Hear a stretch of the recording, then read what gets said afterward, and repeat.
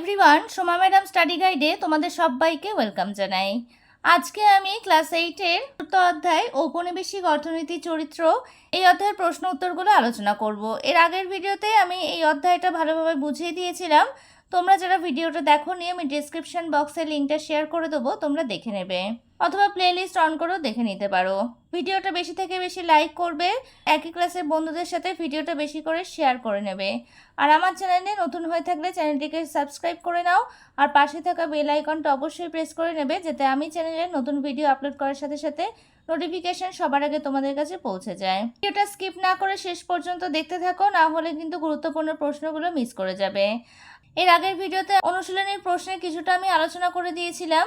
আজকে আমি বাকি যে প্রশ্নগুলো আছে সেগুলো আলোচনা করব, এবং সঙ্গে গুরুত্বপূর্ণ অতি সংক্ষিপ্ত প্রশ্ন উত্তর, শূন্যস্থান পূরণ, সঠিক উত্তর নির্বাচন করো, এই ধরনের প্রশ্নগুলো যেগুলো তোমাদের পরীক্ষায় আসার মতো প্রশ্ন, সেগুলো আজকে আমি আলোচনা করব। তাহলে চলো দেরি না করে শুরু করা যাক। দেখো, 1 নম্বর প্রশ্ন দেখো, সঠিক উত্তরটি নির্বাচন করো। এটা তোমাদের অনুশীলনের প্রশ্ন নয়, এটা ধরনের প্রশ্ন তোমাদের পরীক্ষায় আসতে পারে, এই জন্য আমি এগুলো আগে আলোচনা করে দিচ্ছি, তারপর আমি অনুশীলনের প্রশ্নগুলো আলোচনা করে দেবো। 1 নম্বর দেখো, সঠিক উত্তরটি নির্বাচন করো। প্রথমটা দেখো, বাংলায় ইজারাদারি ব্যবস্থার প্রবর্তন করেন Warren Hastings, Lord Cornwallis, Lord Dalhousie. সঠিক উত্তরটা হবে ওয়ারেন হেস্টিংস। এরপর 2 নম্বর দেখো, পাঁচশালা বন্দোবস্ত প্রবর্তিত হয় 1766 খ্রিস্টাব্দে, 1770 খ্রিস্টাব্দে, 1772 খ্রিস্টাব্দে। সঠিক উত্তরটা হবে 1772 খ্রিস্টাব্দে। এরপর 3 নম্বর দেখো, 10 বন্দোবস্তের প্রবর্তক ছিলেন Warren Hastings, Lord Cornwallis, Lord Ellenborough. সঠিক উত্তরটা হবে লর্ড কর্নওয়ালিস। 4 নম্বর প্রশ্ন দেখো, মহল কথাটির অর্থ হলো গ্রামের সমষ্টি, শহরের উপপ্রান্ত, জেলার সমষ্টি। সঠিক উত্তরটা হবে গ্রামের সমষ্টি। 5 নম্বর দেখো, নিচের কোনটি একটি বাণিজ্যিক ফসলের উদাহরণ? চা, ধান, বাজরা। সঠিক উত্তরটা হবে চা। 6 নম্বর দেখো, টেনেন্সি অ্যাক্ট পাস হয় বাংলায়, মাদ্রাজে, বোম্বাইতে। সঠিক উত্তরটা হবে বাংলায়। পরের প্রশ্ন দেখো, ভারতের রেলপথ নির্মাণের প্রকল্পের সূচনা হয় 1852 খ্রিস্টাব্দে, 1853 খ্রিস্টাব্দে, 1854 খ্রিস্টাব্দে। সঠিক উত্তর হবে 1853 খ্রিস্টাব্দে। এর পরের প্রশ্ন দেখো, দাক্ষিণাত্যের কৃষকদের জন্য এগ্রিকালচারিস্ট রিলিফ অ্যাক্ট কত খ্রিস্টাব্দে পাস হয়? 1875 খ্রিস্টাব্দে, 1879 খ্রিস্টাব্দে, 1885 খ্রিস্টাব্দে। সঠিক উত্তরটা হবে 1879 খ্রিস্টাব্দে। তাহলে সঠিক উত্তর নির্বাচন করো। যে মোস্ট ইম্পর্টেন্ট প্রশ্ন সেগুলো কিন্তু আমি আলোচনা করে দিলাম। এর পরের প্রশ্নে চলে আসো, শূন্যস্থান পূরণ করো। এই প্রশ্নের মান কিন্তু 1 নম্বর করে থাকবে, আর সঠিক উত্তর নির্বাচন করো, এই প্রশ্নগুলো কিন্তু 1 নম্বর করে থাকবে।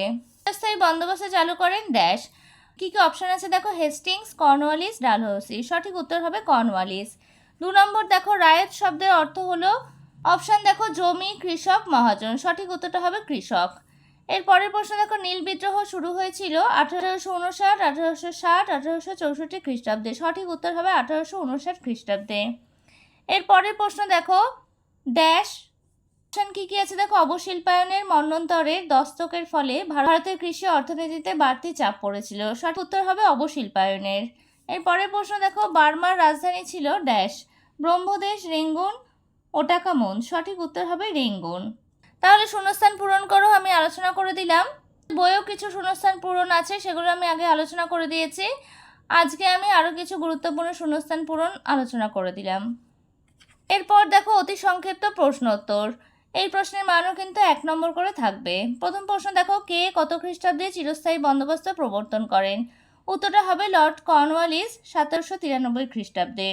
2 নম্বর দেখো, নীল চাষের জন্য বাংলার কৃষকদের যে অগ্রিম টাকা দিত নীলকররা, তাকে কি বলা হতো? উত্তরটা হবে দাদন। এরপর 3 নম্বর দেখো, মাদ্রাজ অঞ্চলে কোম্পানির প্রবর্তিত ভূমি বন্দোবস্তের নাম কি ছিল? উত্তরটা হবে রায়তওয়ারি বন্দোবস্ত। এরপর 4 নম্বর দেখো, মহলওয়ারি বন্দোবস্ত কত খ্রিস্টাব্দে প্রবর্তিত হয়?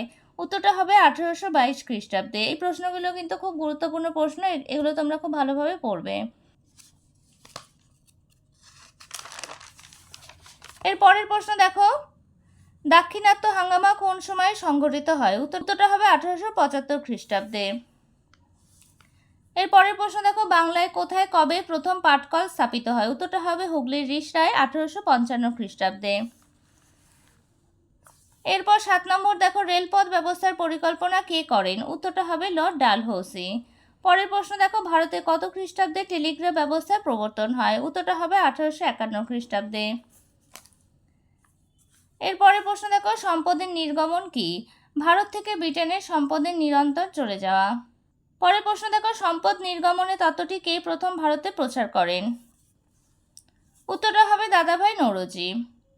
এরপর চলে আসো তোমাদের অনুশীলনের প্রশ্নে। দেখো এখানে 3 নম্বরটা দেখো, অতি সংক্ষেপে উত্তর দাও। এই প্রশ্নগুলো আজকে আমি আলোচনা করব এবং এই বড় প্রশ্নগুলো নিজের ভাষায় লেখো, এগুলো আজকে আমি আলোচনা করে দেবো। এর আগের ভিডিওতে আমি 1 আর 2 নম্বরটা আলোচনা করে দিয়েছিলাম, তো আমি ডেসক্রিপশনে লিঙ্কটা শেয়ার করে দেবো, তোমরা সেখান থেকে দেখে নিতে পারো। আজকে আমি এই 3 আর 4 নম্বরটা আলোচনা করে দিচ্ছি। তো প্রশ্ন উত্তর কি আছে, এগুলো 2 বা 3 মার্কসের প্রশ্ন হিসেবে আসতে পারে। অতি সংক্ষিপ্ত বা সংক্ষিপ্ত প্রশ্নগুলোর উত্তর কিন্তু খুব বেশি বড় হবে না। 1 নম্বর দেখো, সূর্যাস্ত আইন কাকে বলে? এই প্রশ্নটা কিন্তু খুব গুরুত্বপূর্ণ প্রশ্ন। উত্তরটা দেখো, চিরস্থায়ী বন্দোবস্তে জমিদারকে বছরের একটি নির্দিষ্ট দিনের মধ্যে কোম্পানির প্রাপ্য রাজস্ব জমা দিতে হতো। শেষ দিনে সূর্য অস্ত যাওয়ার আগেই প্রাপ্য রাজস্ব কোম্পানিকে জমা দিতে না পারলে জমিদারের জমিদারি হাতছাড়া হতো। কোম্পানির রাজস্ব আদায়ের এই নিয়মকে সূর্যাস্ত আইন বলে। এর পরের প্রশ্ন দেখো, কৃষির বাণিজ্যিকীকরণ বলতে কি বোঝো? উত্তরটা দেখো, বাণিজ্যের জন্য প্রয়োজন এমন কৃষিজ ফসলের চাষ করাকে কৃষির বাণিজ্যিকীকরণ বলা হয়। ব্রিটিশ শাসনাধীন ভারতীয় অর্থনীতির একটি অন্যতম বৈশিষ্ট্য হল কৃষির বাণিজ্যিকীকরণ। ব্রিটিশ আমলে বাণিজ্যের মাধ্যমে বিপুল পরিমাণ মুনাফা লাভের জন্য যে যে ফসলের চাষ করা হতো সেগুলি হলো চা, নীল, পাট, তুলো প্রভৃতি। তাহলে কৃষি বাণিজ্যিকীকরণ বলতে কি বোঝো? এই প্রশ্নটাও কিন্তু খুব গুরুত্বপূর্ণ প্রশ্ন, 2 বা 3 মার্কসের প্রশ্ন হিসেবে এগুলো আসে। এইভাবে তোমরা উত্তরটা লিখতে পারো। এরপর 3 নম্বর দেখো, দাক্ষিণাত্য হাঙ্গামা কেন হয়েছিল? এটাও কিন্তু খুব গুরুত্বপূর্ণ একটা প্রশ্ন। উত্তরটা দেখো, দাক্ষিণাত্য হাঙ্গামার কারণগুলি হলো, দাক্ষিণাত্য হাঙ্গামার অন্যতম প্রধান কারণ ছিল রায়তয়ারি ব্যবস্থায় কৃষকদের উপর অত্যাধিক করের বোঝা। এরপর 2 নম্বর পয়েন্টস দেখো, ঐতিহাসিক এল নটরাজন বলেছেন যে দাক্ষিণাত্যের কৃষক বিদ্রোহের অন্যতম প্রধান কারণ ছিল তুলোর মূল্য হ্রাস পাওয়া। পয়েন্টসটা দেখো, দক্ষিণ ভারতের শাহুকার মহাজনরা দরিদ্র চাষিদের বিভিন্নভাবে শোষণ করত। তাহলে এই সমস্ত কারণে দাক্ষিণাত্য হাঙ্গামা হয়েছিল। এরপরের প্রশ্ন দেখো, সম্পদের বহির্গমন কাকে বলে? ভারতটা দেখো, ভারতের সম্পদ বিদেশে চলে যাওয়াকে বলে সম্পদের বহির্গমন। ব্রিটিশ আমলে ভারতের সম্পদ বিভিন্নভাবে ব্রিটেনে স্থানান্তরিত হতো। ভারতের অর্থনীতিকে ব্রিটেনের প্রয়োজনে ব্যবহার করা হতো, কিন্তু ভারতের অবস্থার কোনো উন্নতি হতো না। বস্তুত ভারতে ব্রিটিশ সরকার স্পঞ্জের মতো কাজ করত, ভারতের সম্পদ শোষণ করত আর তা ইংল্যান্ডে জমা করত। এরপরের প্রশ্ন দেখো, অবশিল্পায়ন বলতে কি বোঝো? অবশ্যটাও কিন্তু গুরুত্বপূর্ণ প্রশ্ন। উত্তরটা দেখো, অবশিল্পায়ন বলতে বোঝায় দেশীয় শিল্পের অবক্ষয়কে।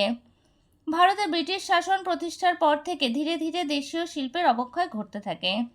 তাহলে তোমাদের অনুশীলনী যে অতি সংক্ষিপ্ত প্রশ্ন উত্তর সেগুলো আমি আলোচনা করে দিলাম।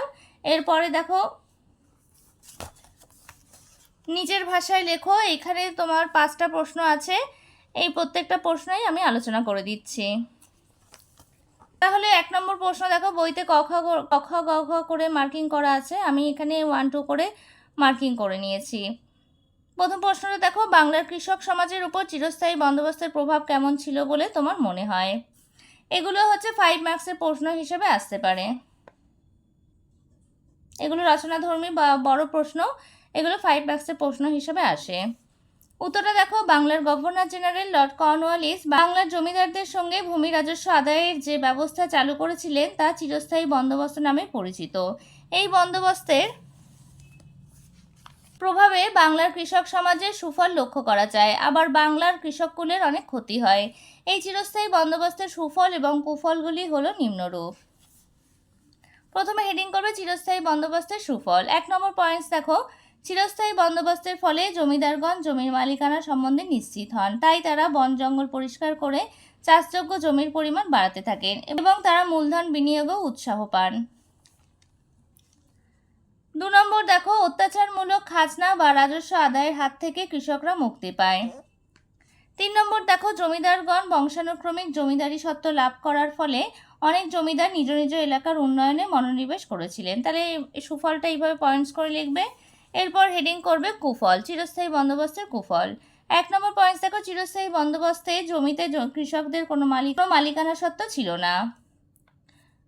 2 নম্বর পয়েন্টস দেখো, এই বন্দোবস্তে জমিতে কৃষকদের অস্তিত্ব জমিদারের ইচ্ছার উপর নির্ভরশীল ছিল।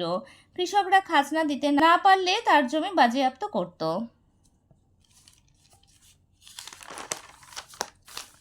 3 নম্বর পয়েন্টস দেখো, চিরস্থায়ী বন্দোবস্তে জমিদাররা কৃষকদের কাছ থেকে জোর করে বাড়তি রাজস্ব আদায় করত।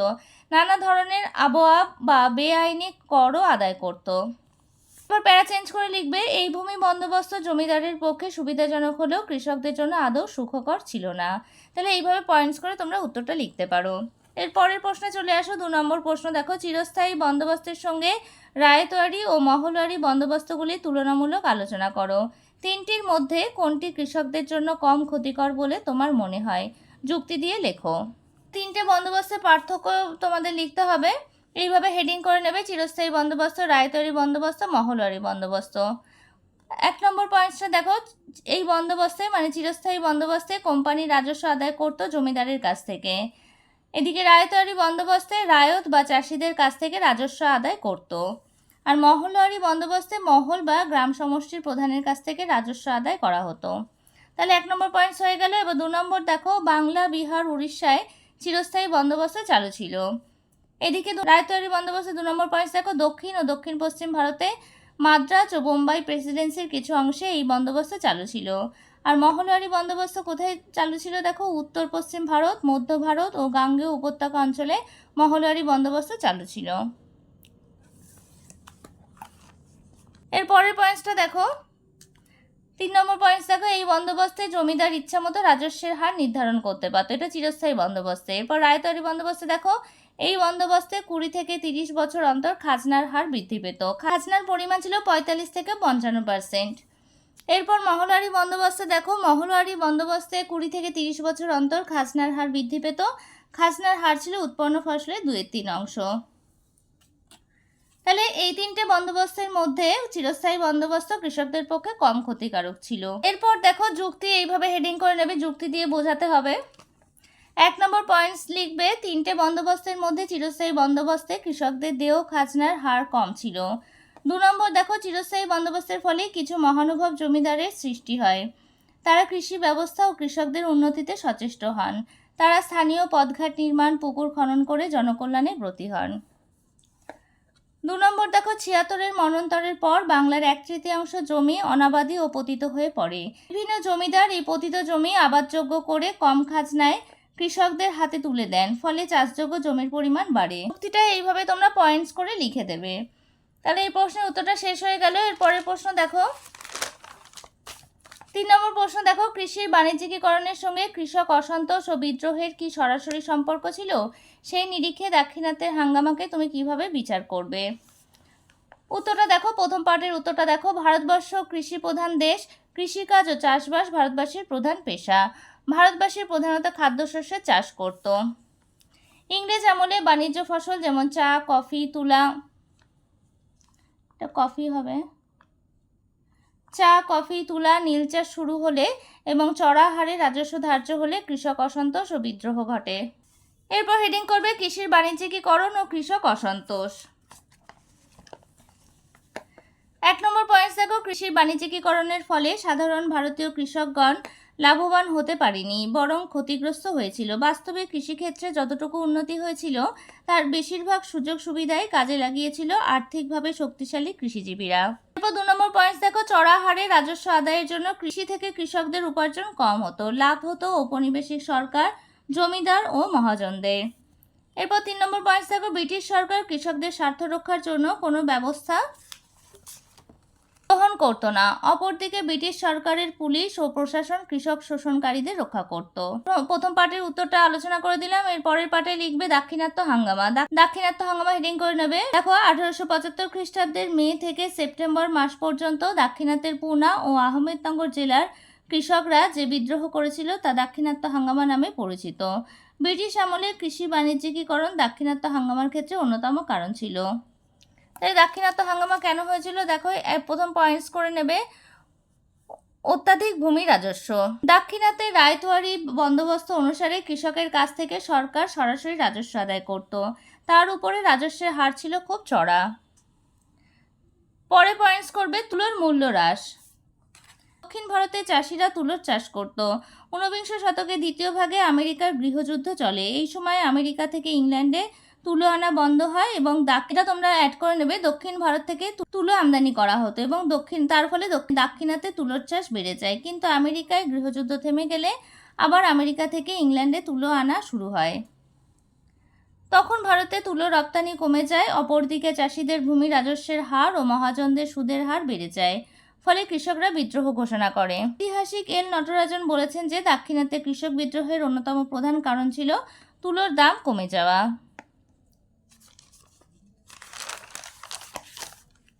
এর পরের পয়েন্টসটা দেখো, শাহুকার মহাজনদের শোষণ। দাক্ষিণাত্যে স্থানীয় মহাজন বা শাহুকাররা ঋণ দেওয়ার বিনিময়ে প্রচুর অর্থ শোষণ করত এবং উৎপন্ন ফসলের উপর নিয়ন্ত্রণ কায়েম করত। এই শোষিত কৃষকরা বিদ্রোহী হয়েছিল। তাহলে এইভাবে পয়েন্টস করে তোমরা লিখবে। 3 নম্বর প্রশ্নটা আলোচনা করে দিলাম। এর পরের প্রশ্ন দেখো, 4 নম্বর প্রশ্ন, বাংলার বস্ত্রশিল্পের সঙ্গে কোম্পানির বাণিজ্য নীতির কী ধরনের সম্পর্ক ছিল? কেন দেশীয় ব্যাংক ও বীমা কোম্পানি তৈরি করেন ভারতীয়রা? উত্তরটা দেখো, এইভাবে হেডিং করে নেবে, বাংলার বস্ত্রশিল্পের সঙ্গে কোম্পানির বাণিজ্য নীতির সম্পর্ক। বাংলা ছিল ভারতের অন্যতম বস্ত্রশিল্প কেন্দ্র। ব্রিটিশ ইস্ট ইন্ডিয়া কোম্পানি বাংলায় আসার পর বাংলা থেকে সুতি বস্ত্র কিনে ইউরোপের বাজারে বিক্রি করত।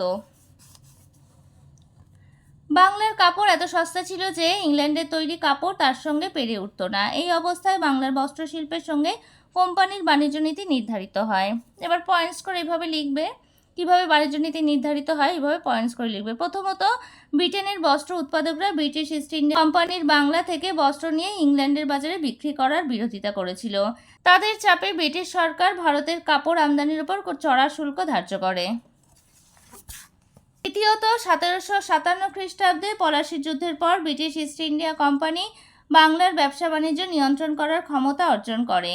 কোম্পানি বাংলার রাজনৈতিক ক্ষমতার অপব্যবহার করে দেশীয় বাণিজ্যের শুল্ক নির্ধারণ করে। তৃতীয়ত, কোম্পানি বাংলা তাঁতিদের সস্তায় বা বেঁধে দেওয়া নির্দিষ্ট দামে উৎপাদিত বস্ত্র বিক্রি করতে বাধ্য করত। অপরদিকে কাঁচা সুতো বিক্রির ব্যবসায় কোম্পানি একাধিপত্য প্রতিষ্ঠা করেছিল। ফলে তাঁতিদের চড়া দামে সুতো কিনতে হতো আর উৎপাদিত বস্ত্র বিক্রি করতে হতো। এরপর হেডিং করবে ব্যাংক ও বীমা কোম্পানি তৈরির কারণ। 1 নম্বর পয়েন্টস দেখো, ভারতীয়রা সহজে ও স্বল্প সুদে ঋণ পাওয়ার জন্য দেশীয় ব্যাংক তৈরি করে। 2 নম্বর পয়েন্টস দেখো, ভারতীয়রা নিজেদের অর্থনৈতিক নিরাপত্তার জন্য বীমা কোম্পানি তৈরি করে। 3 নম্বর পয়েন্টস দেখো, স্বদেশী আন্দোলনে উদ্বুদ্ধ হয়ে ভারতীয় পুঁজিপতিরা দেশীয় ব্যাংক ও বীমা কোম্পানিগুলি তৈরি করেছিল। তাহলে কেন তৈরি করেছিল ভারতীয় ব্যাংক ও বীমা কোম্পানিগুলি, কেন তৈরি হয়েছিল এভাবে পয়েন্টস করে তোমরা লিখে দেবে। এরপর প্যারা চেঞ্জ করে লিখবে, সমস্ত কারণ ও প্রেক্ষিতে দ্বারা কোম্পানি বাণিজ্য নীতি প্রভাবিত হয়। কোম্পানি পরে সম্পূর্ণ রাজনৈতিক প্রতিষ্ঠানে পরিণত হয়। ভারতীয় স্বার্থ ক্ষতিগ্রস্ত হলে ভারতীয়রা নিজস্ব উদ্যোগে ব্যাংক ও বীমা কোম্পানির মতো আর্থিক প্রতিষ্ঠান গড়ে তোলে। তাহলে এইভাবে তোমরা উত্তরটা লিখতে পারো। 4 নম্বর প্রশ্ন আলোচনা করে দিলাম। এর পরের প্রশ্ন দেখো, ভারতে কোম্পানি শাসন বিস্তারের প্রেক্ষিতে রেলপথ ও টেলিগ্রাফ ব্যবস্থার বিকাশে তুলনামূলক আলোচনা করো। তাহলে রেলপথ আর টেলিগ্রাফ ব্যবস্থার বিকাশ কেন হয়েছিল তার একটা তুলনামূলক আলোচনা করতে হবে। তাহলে উত্তরটা দেখো, এইভাবে হেডিং করে নেবে, রেলপথ ও টেলিগ্রাফ ব্যবস্থার বিকাশে তুলনামূলক আলোচনা। একদিকে রেলপথ আর আরেকদিকে টেলিগ্রাফ হেডিং করে নেবে। 1 নম্বর পয়েন্টস দেখো, ভারতের রেলপথ চালু হয় 1853 খ্রিস্টাব্দে। আর টেলিগ্রাফে দেখো, ভারতের রেলপথ বরাবর টেলিগ্রাফ লাইন তৈরি করা হয় আর রেলপথের সঙ্গেই টেলিগ্রাফ চালু হয়।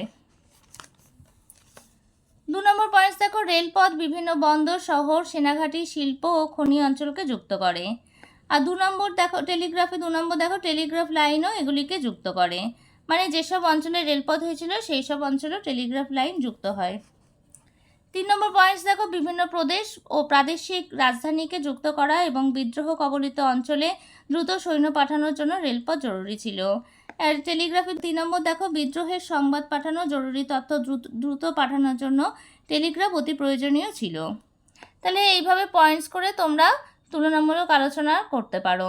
তাহলে বই দেখো উমর আমর পর্যন্ত আছে, এই পর্যন্ত আজকে আমি আলোচনা করে দিলাম। পড়ানো তোমাদের কেমন লাগলো আমাকে কমেন্টস করে জানাবে। আর ভিডিওটা ভালো লাগলে বেশি করে লাইক করে দেবে। আর একই ক্লাসের বন্ধুদের সাথে ভিডিওটা বেশি করে শেয়ার করে নেবে। আর আমার চ্যানেলে যারা নতুন, চ্যানেলটা সাবস্ক্রাইব করোনি তারা চ্যানেলটিকে সাবস্ক্রাইব করে নাও। আর পাশে থাকা বেল আইকনটা অবশ্যই প্রেস করে নেবে, যাতে আমি চ্যানেলে নতুন ভিডিও আপলোড করার সাথে সাথে নোটিফিকেশন সবার আগে তোমাদের কাছে পৌঁছে যায়। আজকে তাহলে এখানেই শেষ করছি, পরে দেখা হবে নতুন আর একটা ভিডিওতে।